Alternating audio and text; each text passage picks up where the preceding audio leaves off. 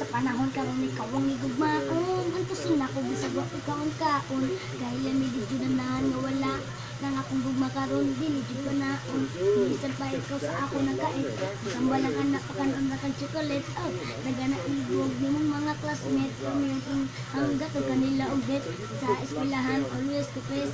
Mag-uol min jud ikaw na jud mo absent. Pero ikaayaw kung magkuhat ang duwa ang akong pamati. Ano ba problema? Dili lima akong anak ko kalip.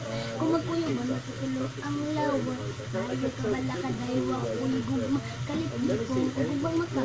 Oh, stop pamuyabon na po ka. Nakuha na ka. Oh, stop pamuyabon na kang buwa. Salamat kay naakasa. Oh, wala ka na dyan pangita. Wala na. Tapos na naging hook tayo sa akong nabatihan ko sa kababae na dito sa bulan.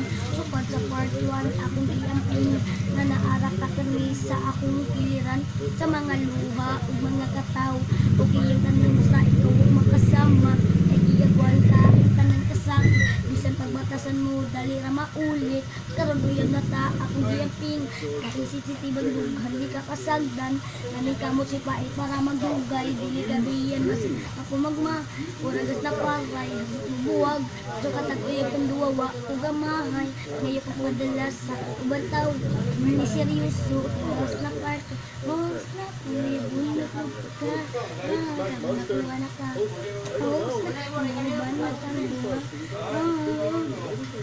salamat kayo akasa wala ko na dindi pangita wala na kawas na dami dun unsa na ko rasa got this time pangluya ba na dun pati na ko ipayan nakasabot dili na ko siya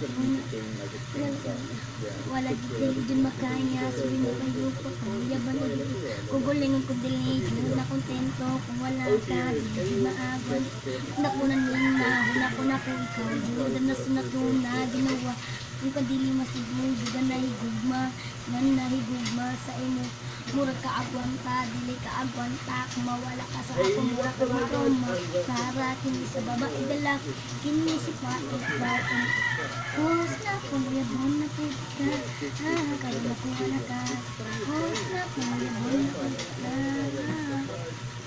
salamat kay naakasa ako hindi medyo pangita wala na